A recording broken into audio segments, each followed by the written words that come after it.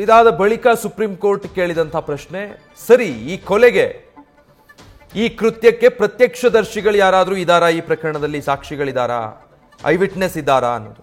ಇಬ್ಬರಿದ್ದಾರೆ. ಆ ಇಬ್ಬರ ಹೇಳಿಕೆಯನ್ನು ಕೂಡ ಈಗಾಗಲೇ ಪೊಲೀಸರು ದಾಖಲಿಸಿದ್ದಾರೆ ಅಂತ ಅದನ್ನು ಕೂಡ ವಿಭಾಗೀಯ ಪೀಠದ ಗಮನಕ್ಕೆ ತಂದಿದ್ದಾರೆ. ಯಾರು ಫೇಮಸ್ ಯಾರಲ್ಲ ಅನ್ನೋದು ಬೇಡ ಇಲ್ಲಿ ಅನ್ನೋದನ್ನ ಸುಪ್ರೀಂ ಕೋರ್ಟ್ ಸ್ಪಷ್ಟವಾಗಿ ಹೇಳ್ತಾ ಇದೆ. ಅವ್ರ ಪ್ರೊಫೈಲ್ ಏನಾದರೂ ಆಗಿರಲಿ, ಎಷ್ಟು ಪ್ರಭಾವಿನೋ ಅಥವಾ ಏನು ಸೆಲೆಬ್ರಿಟಿನೋ, ಆತ ಯಾರು ಏನು, ಆತ ಎಷ್ಟು ಫೇಮಸ್, ಅದೆಲ್ಲ ಇಲ್ಲಿ ಅಪ್ರಸ್ತುತ. ಅದ್ಯಾವುದೂ ಕೂಡ ಲೆಕ್ಕಕ್ಕೆ ಬರೋದಿಲ್ಲ. ಎಲ್ಲವೂ ಕೂಡ ಯಕಶ್ಚಿತ್, ನಗಣ್ಯ. ಈ ಶೆಡ್ ಮಾಲೀಕರು ಯಾರು ಅನ್ನೋದನ್ನ ಪ್ರಶ್ನೆ ಮಾಡ್ತಾ ಇದ್ದಾರೆ. ಯಾಕಂದ್ರೆ ಅದಕ್ಕೆ ಸಂಬಂಧಪಟ್ಟ ಹಾಗೆ ವಕೀಲರು ತಮ್ಮ ವಾದದಲ್ಲಿ ಉಲ್ಲೇಖ ಮಾಡಿದ್ರಿಂದ ಜಯಣ್ಣ ಈ ಜಾಗದ ಓನರ್, ಈ ಪ್ರಕರಣದ ಓರ್ವ ಆರೋಪಿಯ ಸಂಬಂಧಿಕರು ಹೌದು. ಅಲ್ಲಿ ಒಂದು ಕನೆಕ್ಷನ್ ಇದೆ. ಆ ಕಾರಣಕ್ಕಾಗಿ ಆತನನ್ನು ಕಿಡ್ನಾಪ್ ಮಾಡಿದ ಮೇಲೆ ಪಟ್ಟಣಗೆರೆ ಶೆಡ್ಗೆ ಕರ್ಕೊಂಡು ಹೋಗಿದ್ದು ಅನ್ನುವಂಥ ವಾದವನ್ನು ಮಂಡನೆ ಮಾಡಿದ್ರು. ಯಾರು ಈ ಮಾಲೀಕ ಅಂತ ಕೇಳಿದ್ದಾರೆ. ಶೆಡ್ ನೋಡ್ಕೊಳ್ಳೋರು ಮಾಲೀಕರಿಗೆ ತಿಳಿಸ್ಲಿಲ್ವಾ? ಸುಪ್ರೀಂ ಕೋರ್ಟ್ ಪ್ರಶ್ನೆ ಮಾಡಿರೋದು. ಮಾಲೀಕರಿಲ್ಲ ಅಲ್ಲಿ. ಶೆಡ್ನ ಮಾಲೀಕರು ಯಾರನ್ನಾದ್ರೂ ನೇಮಿಸಿರ್ಬೇಕಲ್ಲ, ಅಲ್ಲಿ ಸೆಕ್ಯೂರಿಟಿ ಇರಬೇಕಲ್ಲ. ಈಗ ಆರೋಪಿಗಳು ಬಂದು ಒಬ್ಬನ ಕರ್ಕೊಂಡು ಬಂದು ಈ ರೀತಿ ಹಲ್ಲೆ ಮಾಡಿ ಅಲ್ಲಿ ಕೊಲೆ ಮಾಡ್ತಾರೆ ಅಂದರೆ ಆತ ಮಾಲೀಕರಿಗೆ ಇನ್ಫಾರ್ಮ್ ಮಾಡಬೇಕಿತ್ತಲ್ಲ. ಶೆಡ್ನ ಮಾಲೀಕನಿಗೆ ಇದರ ಬಗ್ಗೆ ಮಾಹಿತಿ ಕೊಡಬೇಕಿತ್ತಲ್ಲ. ಅದ್ರ ಬಗ್ಗೆ ಏನು ಇನ್ವೆಸ್ಟಿಗೇಟ್ ಮಾಡಿದ್ದಾರೆ ಅನ್ನೋ ಪ್ರಶ್ನೆಯನ್ನು ಸುಪ್ರೀಂ ಕೋರ್ಟ್ ಕೇಳ್ತಾ ಇದೆ. ಧನ್ರಾಜ್ ನಂದೀಶ್ ದೊಣ್ಣೆ ತಗೊಂಡು ರೇಣುಕಾಸ್ವಾಮಿಗೆ ಹೊಡೆದಿದ್ದಾರೆ. ಬಳಿಕ ಕರೆಂಟ್ ಶಾಕ್ ಕೊಟ್ಟಿದ್ದಾರೆ. ವಿನಯ್ ಶೆಡ್ಗೆ ತಂದವನ ಫೋಟೋವನ್ನ ಕಳುಹಿಸುವಂತೆ ಕೇಳಿದ್ದಾರೆ. ಯಾಕೆ ಅಂದ್ರೆ ವಿನಯ್ ಆಗ ಸ್ಟೋನಿ ಬ್ರೂಕ್ ರೆಸ್ಟೋರೆಂಟ್ ಅಲ್ಲಿ ಇರ್ತಾನೆ. ಶೆಡ್ನಲ್ಲಿ ಈತನ ಮೇಲೆ ಆಲ್ರೆಡಿ ಹಲ್ಲೆ ಶುರು ಮಾಡಿರ್ತಾರೆ. ಸೊ ಫೋಟೋ ಕೇಳಿರ್ತಾನೆ, ಫೋಟೋ ಕಳಿಸಿರ್ತಾರೆ. ಆ ಫೋಟೋ ಕೂಡ ರಿಟ್ರೀವ್ ಆಗಿದೆ. ಪೊಲೀಸರು ಅದನ್ನ ಸಾಕ್ಷಿಯಾಗಿ ಪರಿಗಣಿಸಿದ್ದಾರೆ. ಪವಿತ್ರ ಗೌಡ ತನ್ನ ಚಪ್ಪಲಿಯಿಂದ ರೇಣುಕಾಸ್ವಾಮಿಗೆ ಹೊಡೆದಿದ್ದಾಳೆ. ಇನ್ನು ದರ್ಶನ್ ರೇಣುಕಾಸ್ವಾಮಿಯ ಎದೆಗೆ ಒದ್ದಿದ್ದಾನೆ. ಪೊಲೀಸರು ತನಿಖೆಯಲ್ಲಿ ಯಾವೆಲ್ಲ ಅಂಶಗಳನ್ನ ಗಮನಿಸಿದ್ದಾರೆ, ಚಾರ್ಜ್ ಶೀಟ್ನಲ್ಲಿ ಏನೇನೆಲ್ಲ ಅಂಶಗಳನ್ನು ಉಲ್ಲೇಖಿಸಿದ್ದಾರೆ, ಈ ಇನ್ವೆಸ್ಟಿಗೇಷನ್ಗೆ ಸಂಬಂಧಪಟ್ಟ ಹಾಗೆ ಅದೆಲ್ಲವನ್ನೂ ಕೂಡ ಸುಪ್ರೀಂ ಕೋರ್ಟ್ನ ಪ್ರಶ್ನೆಗೆ ಉತ್ತರದ ರೂಪದಲ್ಲಿ ವಕೀಲ ಸಿದ್ಧಾರ್ಥ ಲುತ್ರಾ ವಾದ ಮಂಡನೆ ಮಾಡ್ತಾ ಇದ್ದಾರೆ.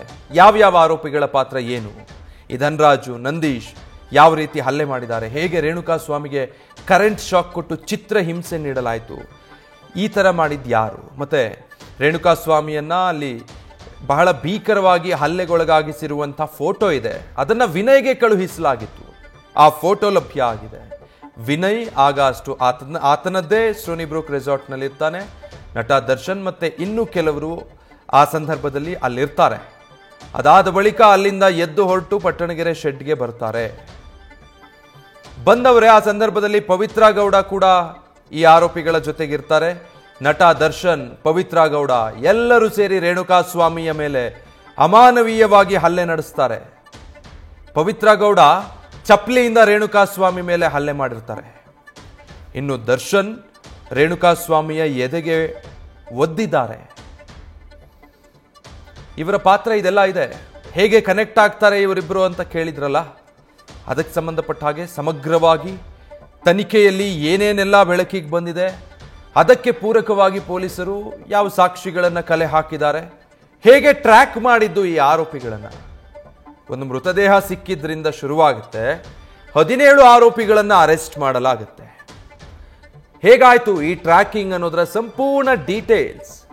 ಮತ್ತೆ ರೇಣುಕಾಸ್ವಾಮಿ ಚಿತ್ರದುರ್ಗದಲ್ಲಿದ್ದವನು ಬೆಂಗಳೂರಿನ ಪಟ್ಟಣಗೆರೆ ಶೆಡ್ನಲ್ಲಿ ಕೊಲೆಯಾಗಿದ್ದು ಹೇಗೆ, ಅದಾದ ಮೇಲೆ ಆತನ ದೇಹವನ್ನ ಈ ಸತ್ವ ಅನುಗ್ರಹ ಅಪಾರ್ಟ್ಮೆಂಟ್ನ ಬಳಿ ತಂದು ಹಾಕಿದ್ದು ಯಾರು, ಅಲ್ಲಿಂದ ಇನ್ವೆಸ್ಟಿಗೇಷನ್ ಪಾಯಿಂಟ್ ಆರಂಭ ಆಗಿದ್ದು ಹೇಗೆ, ಈ ಎಲ್ಲ ಡೀಟೇಲ್ಸ್ ಅನ್ನ ತಮ್ಮ ವಾದದಲ್ಲಿ ಸುಪ್ರೀಂ ಕೋರ್ಟ್ನ ವಿಭಾಗೀಯ ಪೀಠದ ಮುಂದೆ ವಕೀಲ ಸಿದ್ಧಾರ್ಥ ಲುತ್ರಾ ಮಂಡನೆ ಮಾಡ್ತಿದ್ದಾರೆ.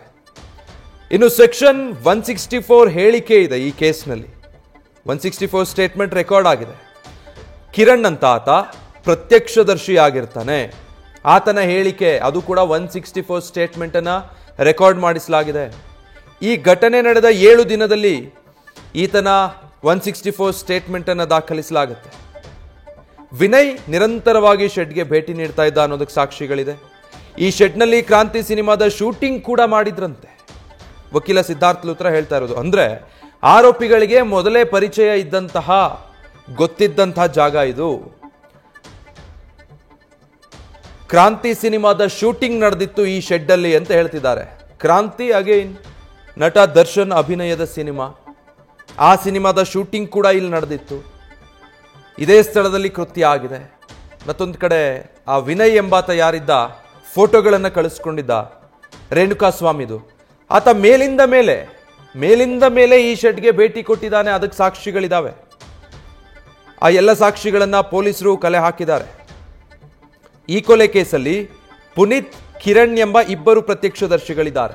ಈ ಇಬ್ಬರ ಹೇಳಿಕೆಯನ್ನು ಕೂಡ ಪಡ್ಕೊಳ್ಳಲಾಗಿದೆ. ಪ್ರತ್ಯಕ್ಷದರ್ಶಿಗಳ ಹೇಳಿಕೆಯನ್ನ ಸಾಂದರ್ಭಿಕ ಸಾಕ್ಷಿಗಳು ಬೆಂಬಲಿಸುತ್ತಾ ಅಂತ ಸುಪ್ರೀಂ ಕೋರ್ಟ್ ಕೇಳ್ತಿದ್ದಾರೆ. ಸರಿ, ಸಾಂದರ್ಭಿಕ ಸಾಕ್ಷಿಗಳನ್ನ ಪೊಲೀಸರು ಕಲೆ ಹಾಕಿದ್ದಾರೆ, ಅದನ್ನ ನೀವು ಹೇಳ್ತಾ ಇದ್ದೀರಿ. ಅದು CCTV ಫುಟೇಜ್ ಅಥವಾ ಆ ಸಮಯದಲ್ಲಿ ಟವರ್ ಲೊಕೇಶನ್ ಅಲ್ಲಿದ್ದದ್ದು ಅಥವಾ ಕಾಲ್ ಡೀಟೇಲ್ಸ್, ಇದೆಲ್ಲ ಸಾಕ್ಷಿಗಳನ್ನ ಕಲೆ ಹಾಕಿದ್ದೀರಿ, ಆಯ್ತು. ಮತ್ತೊಂದು ಕಡೆ ಇಬ್ಬರು ಪ್ರತ್ಯಕ್ಷದರ್ಶಿಗಳಿದ್ದಾರೆ, ಅವರ ಹೇಳಿಕೆಯನ್ನ ಕೂಡ ರಿಜಿಸ್ಟರ್ ಮಾಡಲಾಗಿದೆ. ಎರಡು ಒಂದಕ್ಕೊಂದು ತಾಳೆ ಆಗ್ತಾ ಇದೆಯಾ? ಪ್ರತ್ಯಕ್ಷದರ್ಶಿಗಳು ಏನು ಹೇಳಿಕೆ ಕೊಟ್ಟಿದ್ದಾರೆ ಅದಕ್ಕೂ ಪೊಲೀಸರು ಈ ಕೇಸ್ನಲ್ಲಿ ಕಲೆ ಹಾಕಿರುವಂತಹ ಸಾಂದರ್ಭಿಕ ಸಾಕ್ಷಿಗಳಿಗೂ ಒಂದಕ್ಕೊಂದು ಹೋಲಿಕೆ ಆಗ್ತಾ ಇದೆಯಾ? ಅಂದ್ರೆ ಈ ಸಾಂದರ್ಭಿಕ ಸಾಕ್ಷಿಗಳು ಪ್ರತ್ಯಕ್ಷದರ್ಶಿಗಳ ಹೇಳಿಕೆಯನ್ನ ಬೆಂಬಲಿಸ್ತಾ ಇವೆಯಾ? ಹೌದು, ಪ್ರತ್ಯಕ್ಷದರ್ಶಿಗಳು ಹೇಳ್ತಾ ಇರೋದು ಸತ್ಯ ಅನ್ನೋದಕ್ಕೆ ಈ ಸಾಂದರ್ಭಿಕ ಸಾಕ್ಷಿಗಳು ಪೂರಕವಾಗಿದೆಯಾ ಅನ್ನೋದನ್ನ ಸುಪ್ರೀಂ ಕೋರ್ಟ್ ಕೇಳ್ತಾ ಇರುವಂಥದ್ದು. ಇದಕ್ಕೆ ವಕೀಲ ತಮ್ಮ ವಾದ ಮಂಡನೆ ಮಾಡ್ತಾ ಇದ್ದಾರೆ ಲೂಥ್ರಾ. ಸುಪ್ರೀಂ ಕೋರ್ಟ್ ಇವತ್ತಿನ ವಿಚಾರಣೆಯಲ್ಲಿ ಸಾಕಷ್ಟು ಪ್ರಶ್ನೆಗಳನ್ನ ಕೇಳ್ತಾ ಇರೋದು ಗಮನಿಸಬಹುದು.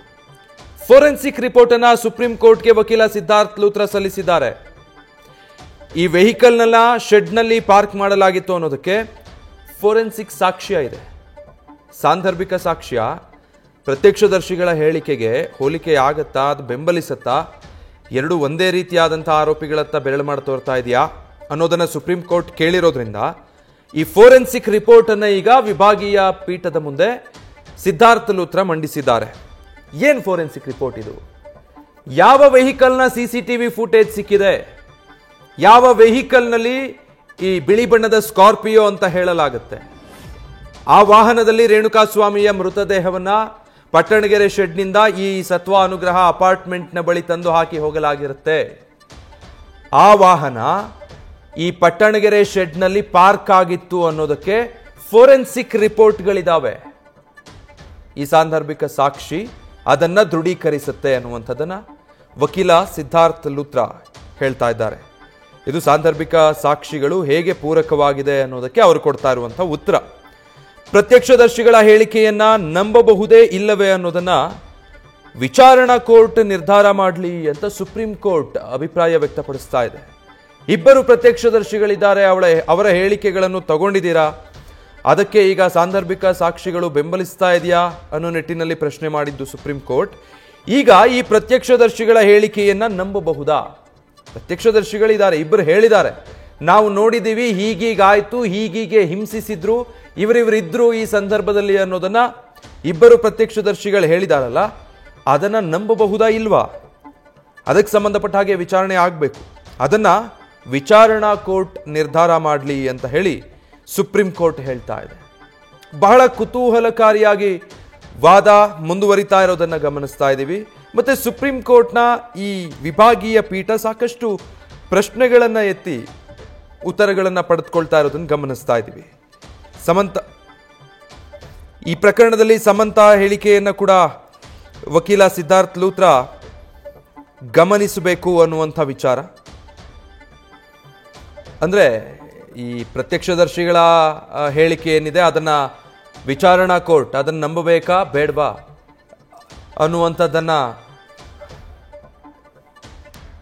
ಅನ್ನುವಂಥದ್ದನ್ನ ಸುಪ್ರೀಂ ಕೋರ್ಟ್ ಹೇಳಿದಾಗ ಈ ಸಮತಾ ಹೇಳಿಕೆಯನ್ನ ಕೂಡ ನೀವು ಗಮನಿಸಬೇಕು ಅಂತ ಸಿದ್ಧಾರ್ಥ್ ಲೂಥ್ರಾ ವಾದ ಮಂಡನೆ ಮಾಡ್ತಿದ್ದಾರೆ. ಸುಪ್ರೀಂ ಕೋರ್ಟ್ ಏನೆಲ್ಲ ಅನುಮಾನಗಳು ಅಥವಾ ಪ್ರಶ್ನೆಗಳನ್ನ ಕೇಳ್ತಾ ಇದೆ, ಅದಕ್ಕೆ ಪೂರಕವಾಗಿ ಇನ್ವೆಸ್ಟಿಗೇಷನ್ನಲ್ಲಿ ದೊರೆತಿರುವಂತಹ ಸಾಕ್ಷಿಗಳೇನು, ಅದರ ಬಗ್ಗೆ ಸುಪ್ರೀಂ ಕೋರ್ಟ್ನ ವಿಭಾಗೀಯ ಪೀಠಕ್ಕೆ ವಕೀಲ ಸಿದ್ಧಾರ್ಥ್ ಲೂಥ್ರಾ ಗಮನಕ್ಕೆ ತರುವಂತ ಪ್ರಯತ್ನ ಮಾಡ್ತಿದ್ದಾರೆ. ಅದರ ಭಾಗವಾಗಿ ಈಗ ಸಮತಾ ಹೇಳಿಕೆಯನ್ನು ಕೂಡ ಗಮನಿಸಬೇಕು ಮಾನ್ಯ ನ್ಯಾಯಾಲಯ ಅನ್ನುವಂಥದ್ದನ್ನ ಇಲ್ಲಿ ಸ್ಪಷ್ಟವಾಗಿ ತಮ್ಮ ವಾದದಲ್ಲಿ ಮಂಡನೆ ಮಾಡ್ತಾ ಇದ್ದಾರೆ.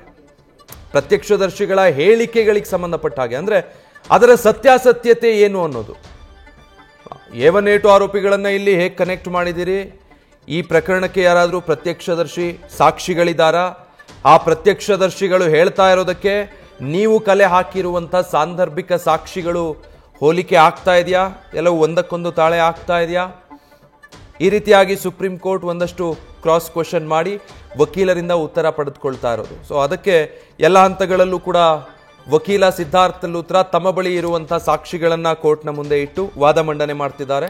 ಅದರ ಪೈಕಿ ಒಂದು ಈ ಫೋರೆನ್ಸಿಕ್ ರಿಪೋರ್ಟ್ ಅನ್ನ ಇವತ್ತು ವಿಭಾಗೀಯ ಪೀಠದ ಮುಂದೆ ಮತ್ತೊಮ್ಮೆ ಅವರು ಸಬ್ಮಿಟ್ ಮಾಡಿದ್ರು. ಯಾವ ವೆಹಿಕಲ್ನಲ್ಲಿ ರೇಣುಕಾಸ್ವಾಮಿಯ ಮೃತದೇಹವನ್ನ ಅಲ್ಲಿ ತಂದು ಹಾಕಿ ಹೋಗಿದ್ರೋ ಅದರ CCTV ಫೂಟೇಜಸ್ ಇದೆಯೋ ಅದೇ ಗಾಡಿ ಈ ಪಟ್ಟಣಗೆರೆ ಶೆಡ್ನಲ್ಲಿ ಪಾರ್ಕಿಂಗ್ ಆಗಿತ್ತು ಅನ್ನೋದಕ್ಕೆ ಫೋರೆನ್ಸಿಕ್ ಲ್ಯಾಬ್ ರಿಪೋರ್ಟ್ ನಮ್ಮ ಬಳಿ ಇದೆ. ಸೊ ಇದರಿಂದ ಏನು ಕನ್ಫರ್ಮ್ ಆಗುತ್ತೆ ಅಂದ್ರೆ ಸಾಂದರ್ಭಿಕ ಸಾಕ್ಷಿಗಳು ಇದಕ್ಕೆ ಪೂರಕವಾಗಿ ಸಿಗ್ತಾ ಇದೆ ಅನ್ನೋದನ್ನ ಗಮನಿಸಬಹುದಾಗತ್ತೆ ಅನ್ನೋ ವಾದವನ್ನ ಮಂಡನೆ ಮಾಡಿದ್ದಾರೆ.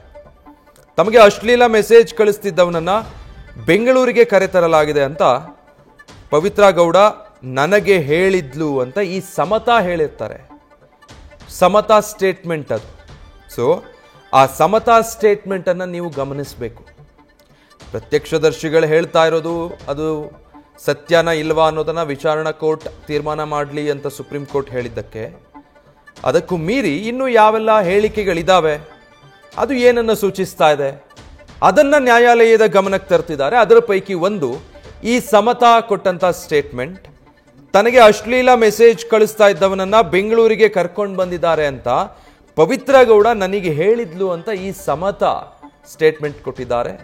ಪವಿತ್ರ ಗೌಡ ಸ್ನೇಹಿತೆ, ಈ ಪ್ರಕರಣದಲ್ಲಿ ಆಕೆಯನ್ನು ಕೂಡ ವಿಚಾರಣೆಗೆ ಒಳಪಡಿಸಲಾಗಿತ್ತು. ಹೀಗೆ ಇನ್ಸ್ಟಾಗ್ರಾಮ್ನಲ್ಲಿ ನನಗೊಬ್ಬ ಅಶ್ಲೀಲವಾಗಿ ಮೆಸೇಜ್ ಮಾಡ್ತಾ ಇದ್ದಾನೆ ಅನ್ನೋದನ್ನು ಕೂಡ ಈ ಮುಂಚೆ ಸಮತಾ ಬಳಿ ಶೇರ್ ಮಾಡ್ಕೊಂಡಿರ್ತಾರೆ. ಮತ್ತೆ ಆತನನ್ನ ಚಿತ್ರದುರ್ಗದಿಂದ ಹೀಗೆ ಕಿಡ್ನಾಪ್ ಮಾಡಿ ಬೆಂಗಳೂರಿಗೆ ಕರ್ಕೊಂಡು ಬಂದಿದ್ದ ಸಂದರ್ಭದಲ್ಲೂ ಕೂಡ ಸಮತಾ ಬಳಿ ಪವಿತ್ರ ಗೌಡ ಅದನ್ನ ಹೇಳಿರ್ತಾರೆ ಅನ್ನೋದು. ಹೀಗೆ ನನಗೊಬ್ಬ ಇನ್ಸ್ಟಾಗ್ರಾಮ್ನಲ್ಲಿ ಅಶ್ಲೀಲವಾಗಿ ಮೆಸೇಜ್ ಮಾಡ್ತಾ ಇದ್ನಲ್ಲ, ಅವನನ್ನ ಟ್ರ್ಯಾಕ್ ಮಾಡಿ ಚಿತ್ರದುರ್ಗದಿಂದ ಬೆಂಗಳೂರಿಗೆ ಕರ್ಕೊಂಡು ಬಂದಿದ್ದಾರೆ ಅಂತ ಪವಿತ್ರ ಗೌಡ ಸಮತಾ ಬಳಿ ಹೇಳಿರ್ತಾರಂತೆ. ಹಾಗಂತ ಸ್ವತಃ ಸಮತಾ ಕೊಟ್ಟಿರುವಂತಹ ಸ್ಟೇಟ್ಮೆಂಟ್ ಅದು.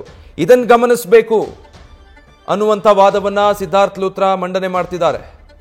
ವಿನಯ್ ಗೌಡ ಕೂಡ ಕಾಲ್ ಮಾಡಿ ಮಾತಾಡಿದ್ರು. ನಾನು ಈ ವಿಷಯವನ್ನ ನನ್ನ ಗಂಡನಿಗೆ ಹೇಳಿದ್ದೆ. ಇದೆಲ್ಲ ಸಮತಾ ಸ್ಟೇಟ್ಮೆಂಟು ನ್ಯಾಯಾಲಯದ ಗಮನಕ್ಕೆ ತರ್ತಾ ಇದ್ದಾರೆ ವಕೀಲ ಸಿದ್ಧಾರ್ಥ್ ಲೂಥ್ರಾ. ಪವಿತ್ರ ಗೌಡ ನನಗೆ ಹೇಳಿದ್ದು, ಮತ್ತೆ ವಿನಯ್ ಕೂಡ ಕಾಲ್ ಮಾಡಿ ಇದರ ಬಗ್ಗೆ ನನಗೆ ಹೇಳಿದ್ದ. ನಾನು ಈ ವಿಷಯವನ್ನ ನನ್ನ ಪತಿಗೂ ಕೂಡ ಹೇಳಿದ್ದೆ. ವಿನಯ್ ನನ್ನ ಗಂಡನಿಗೆ ಸಹಾಯ ಮಾಡೋದಕ್ಕೆ ಸಾಧ್ಯನಾ ಅಂತ ಕೇಳಿದ್ರು. ಬಳಿಕ ಪವಿತ್ರ ಗೌಡ ತನ್ನ ಮನೆಗೆ ಬರುವಂತೆ ಕರೆದ್ರು. ನಾನು ಪವಿತ್ರ ಮನೆಗೆ ಹೋದೆ. ಅಲ್ಲಿ ಪೊಲೀಸರು ಬಂದಿದ್ರು. ನಾನು ಬಾಗಿಲು ತೆಗೆಯುವಂತೆ ಹೇಳಿದೆ. ಸಮತಾರ ಸ್ಟೇಟ್ಮೆಂಟ್ ಅನ್ನ ವಕೀಲ ಸಿದ್ಧಾರ್ಥ್ ಲೂಥ್ರಾ ತಮ್ಮ ವಾದ ಮಂಡನೆಗೆ ಬಳಸಿಕೊಳ್ತಾ ಇದ್ದಾರೆ. ಇಲ್ಲಿ ಆರೋಪಿಗಳ ಪಾತ್ರವನ್ನ ದೃಢೀಕರಿಸೋದು ಹೇಗೆ ಅಥವಾ ಅದನ್ನ ಖಾತ್ರಿಪಡಿಸುವಂತ ಅಂಶಗಳು ಏನು ಅನ್ನುವಂತ ಸುಪ್ರೀಂ ಕೋರ್ಟ್ನ ವಿಭಾಗೀಯ ಪೀಠದ ಪ್ರಶ್ನೆಗೆ ಈ ರೀತಿಯಾದ ವಾದ ಮಂಡನೆ ಮಾಡ್ತಿದ್ದಾರೆ. ಇಬ್ಬರು ಪ್ರತ್ಯಕ್ಷದರ್ಶಿಗಳು ಕಿರಣ್ ಮತ್ತೆ ಪುನೀತ್, ಆ ಇಬ್ಬರ ಸ್ಟೇಟ್ಮೆಂಟ್ ಕೂಡ ದಾಖಲಾಗಿದೆ.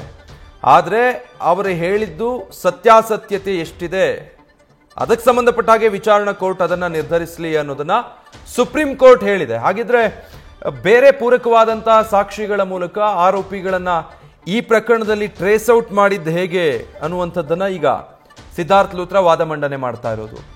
ಸಮತಾ ಹೇಳಿಕೆಗಳನ್ನ ಅದಕ್ಕಾಗಿ ಅವರು ಉಲ್ಲೇಖ ಮಾಡಿದ್ದಾರೆ. ಸಮತಾ ಪವಿತ್ರ ಗೌಡ ಸ್ನೇಹಿತೆ, ಈ ಪ್ರಕರಣದಲ್ಲಿ ಈ ಅಶ್ಲೀಲ ಮೆಸೇಜ್ಗಳು ಬರ್ತಾ ಇದ್ದಂತ ವಿಚಾರ, ಆಮೇಲೆ ಆತನನ್ನ ಕಿಡ್ನಾಪ್ ಮಾಡಿ ಬೆಂಗಳೂರಿಗೆ ಕರ್ಕೊಂಡು ಬಂದಿದ್ದ ವಿಚಾರ, ಇದೆಲ್ಲವನ್ನು ಕೂಡ ಆಕೆನೆ ನನ್ನ ಬಳಿ ಹೇಳಿದ್ರು ಅನ್ನೋದನ್ನ ಸಮತಾ ಹೇಳಿರುವಂತ ಸ್ಟೇಟ್ಮೆಂಟ್ ಆಗಿದೆ. ವಿನಯ್ ಕೂಡ ನನಗೆ ಕಾಲ್ ಮಾಡಿ ಇದರ ಬಗ್ಗೆ ಹೇಳಿದ್ದ. ನಾನು ನನ್ನ ಪತಿಗೆ ಕೂಡ ಇದರ ಬಗ್ಗೆ ತಿಳಿಸಿದ್ದೆ. ಅದಾದ್ಮೇಲೆ ವಿನಯ್ ನನ್ನ ಪತಿ ಜೊತೆ ಕೂಡ ಮಾತಾಡಿದ್ದ. ಏನಾದರೂ ಸಹಾಯ ಮಾಡ್ಬೋದಾ ಇದರಲ್ಲಿ ಅಂತ ಕೇಳಿದ್ದ. ಇದಾದ್ಮೇಲೆ ಪವಿತ್ರ ಗೌಡ ನನಗೆ ಕಾಲ್ ಮಾಡಿ ಮನೆಗೆ ಬರೋದಕ್ಕೆ ಹೇಳಿದ್ರು ಅಂತ ಸಮತಾ ರೆಕಾರ್ಡ್ ಮಾಡಿರುವಂಥ ಸ್ಟೇಟ್ಮೆಂಟ್ ಇದು ವಿಚಾರಣೆ ಸಂದರ್ಭದಲ್ಲಿ ಪೊಲೀಸರ ಮುಂದೆ.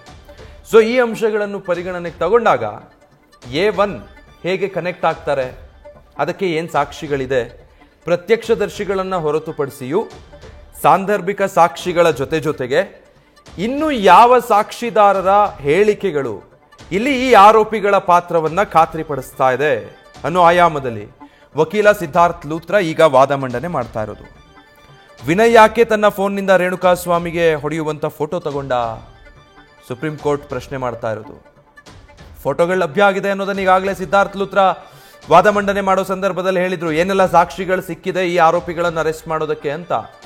ಹಾಗಿದ್ರೆ ವಿನಯ್ ಯಾಕೆ ಫೋನ್ನಲ್ಲಿ ಈ ಫೋಟೋಗಳನ್ನು ಇಟ್ಕೊಂಡಿದ್ದ, ರೇಣುಕಾಸ್ವಾಮಿ ಮೇಲೆ ಹಲ್ಲೆ ಮಾಡೋ ಫೋಟೋಗಳನ್ನು ಆತ ಯಾಕೆ ತಗೊಂಡಿದ್ದ, ಆರೋಪಿ ಮೊಬೈಲ್ನಲ್ಲೇ ಅದು ಸಿಕ್ಕಿರೋದ್ರಿಂದ ಸುಪ್ರೀಂ ಕೋರ್ಟ್ ಈ ಪ್ರಶ್ನೆ ಮಾಡಿದೆ. ರೇಣುಕಾಸ್ವಾಮಿ ಬೇಡಿಕೊಳ್ಳುವಂಥ ಫೋಟೋದಲ್ಲಿ ಎಷ್ಟು ಜನ ಆರೋಪಿಗಳಿದ್ದಾರೆ,